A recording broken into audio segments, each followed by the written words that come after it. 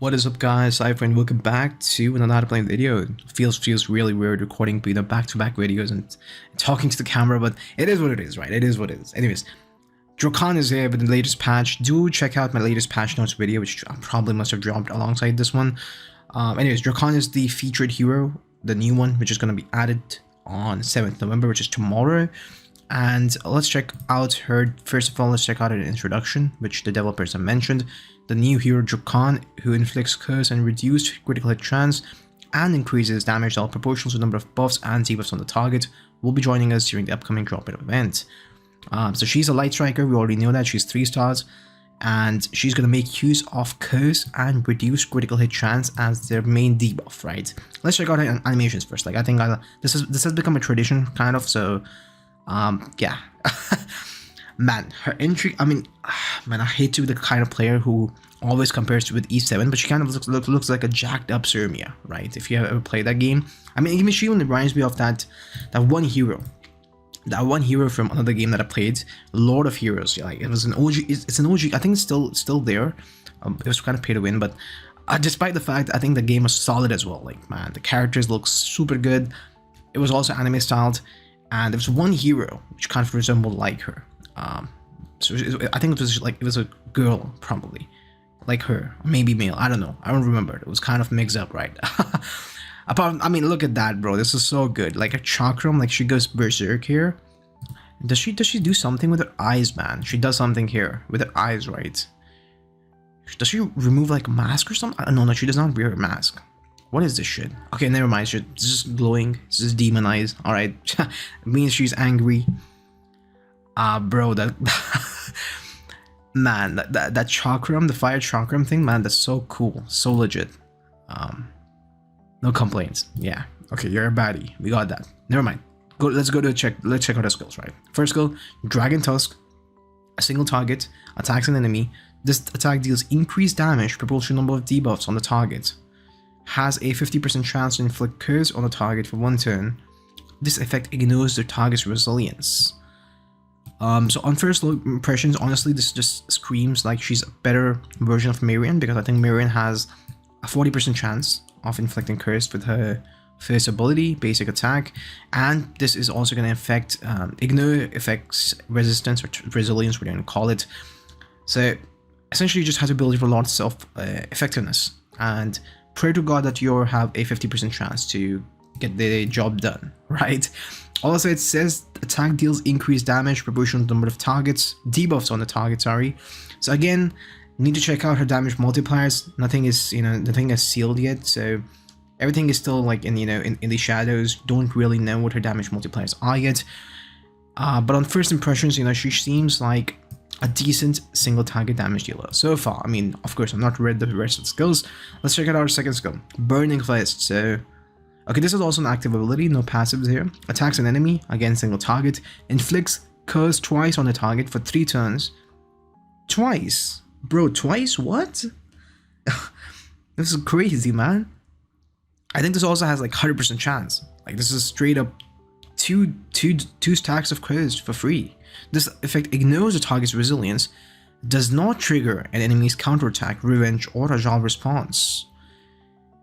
Interesting. So honestly, Curse is a debuff which deals damage based on enemies' max HP.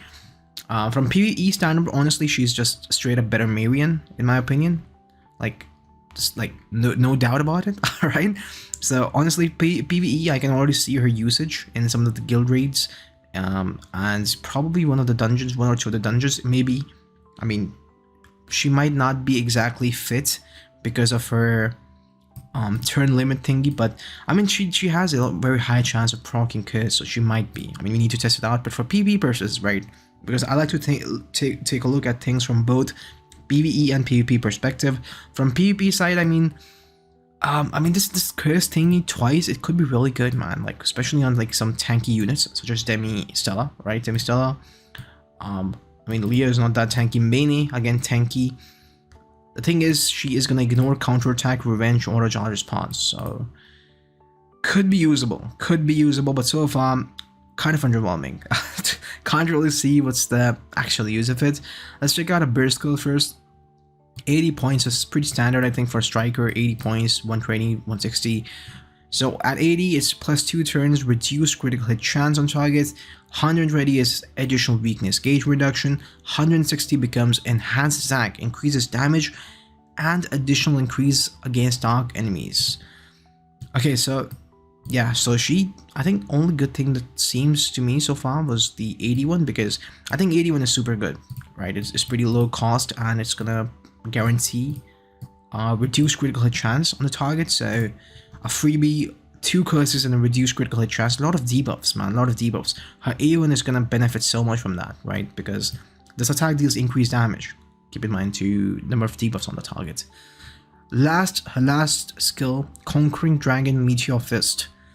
Attacks an enemy against single target and has a 100% chance to inflict reduced critical hit chance on the target for 2 turns.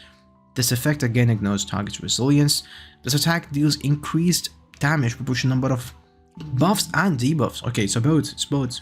Man, interesting. Interesting, really. But the thing is, she's gonna be super slow, right? Because she's a light striker. She has to be super slow, right? And the thing is, if she's slow, she is super vulnerable to getting one-shotted, like quite literally. So I'm thinking you might need to build her with evade and, like, you know, stuff like very high evasion, counter attack, stuff like that, right? Just to guarantee her survival. But then again, like, she has nothing in her kit, man, which screams that, like, you know, she's gonna be useful, like super useful, right? Because these debuffs, while they're good and all, but I mean, I think I'm still selling her out on quite a less amount, but I still think we need to check out her damage multipliers first before, you know, making a probable decision on her, because so far she seems decent, man. I mean, for PvE, she's solid, right? No complaints there. But for PvP, she is very average, I'd say, probably below average. I mean, I'm not read her skills yet, so let's just check out her chain attack. Skill chain, attacks an enemy, grants the caster increased attack. Good. Dual attack, deals increased damage proportion number of debuffs on the target. Okay, pretty average. Never mind. For first transcendence, okay, 4% critical hit damage. Bro, I mean, they should just round it out to flat, you know, 10%, man. Why are you giving like 8% at 6 stars? Just give it like 5 and 5 here. That sounds much better mathematically, right? Exclusive equipment. Let's see what this is.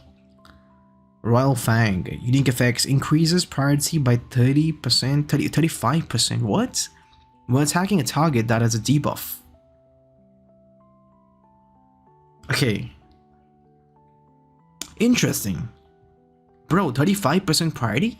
That's like 1/3 of a turn. More than that. Holy cow, man! Like, this is so good. Never mind. Like, okay. Now I can make sense. So she is supposed to be built on very high evasion and counter attack. Now it's confirmed, right? Because imagine she keeps counter attacking and gets 35% priority on each proc, on each basic attack. This is crazy good. But the thing is, it's conditional. It has to be on a target which has a debuff, which more than likely, you know, it should have, because there's a drought of cleansers. Why did I say? I was almost about to say there's a drought of cancers in the game. Never mind. No, there's no drought of that. We have Maine, Leo, stuff like that. But yeah, we have a drought of cleanses in higher tier. I mean, Maine technically cannot be classified as a cleanser because she only reduces the duration of buffs. Debuffs, right? So really, it can't be said that we have pure cleansers right now in the high elo meta, right, of Arena. So she might see some decent play. Might, you know, again. A lot of it is dependent on her damage multipliers. A lot of it is majorly dependent on damage multipliers, honestly. Her abilities seem cool. I mean, she's already pretty sold out on PvP in my perspective. So if you're looking for an upgrade from Marion, I think she's just solid 3-star, you know, upgrade from Marion. But let's see. We need to test her out. If she's more than that, if she's hiding anything special in her ability kit, if she's, you know, supposedly a crazy good one-shotter, which I don't think she is, honestly.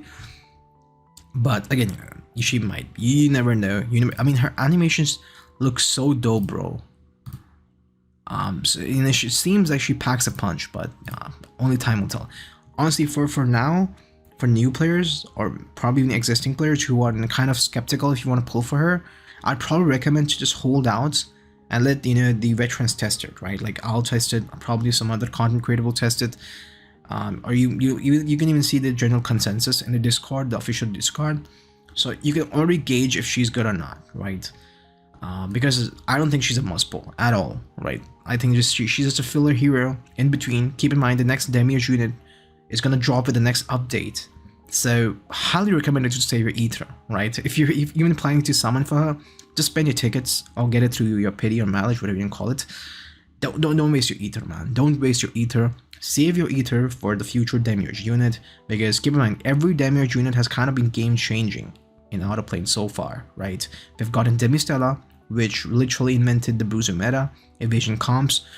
The second one was Demi Asti, which kind of benefits both bruisers and cleavers, even aggressive players, right, who like to go turn 2 because of her resurrection. So I mean, honestly, third one might be just be the quote-unquote anti-rare hero we all been waiting for so far. But again, no deuces on that. Nothing is confirmed. Nothing is even set in stone. I'm just guessing here. Apart from that, I'm drifting away from the topic. Drakhan, to summarize, I think she is not a must-pull hero at all. She has some niche uses. I think she's super good for PvE just because of her curses and a very high chance, that is, to inflict curses. All of her abilities ignored affect resilience, so no real threat of getting resisted. You only have to focus on having a lot of effectiveness, right, to land your debuffs. That's it from my side. Do let me know your own thoughts for Drakhan. Do you think she's worthy? Are you gonna pull for her? For me personally, I would probably pull for her because of my Pokédex completion habits. But then again, I'm not gonna spend my ether. So if I'm not able to get her through my tickets, F it, right? I'll probably skip her. This might be my first character that I'll probably officially skip, right? Anyways, that's it from my side. Do let me know your own thoughts, and I'll see you later. Peace out.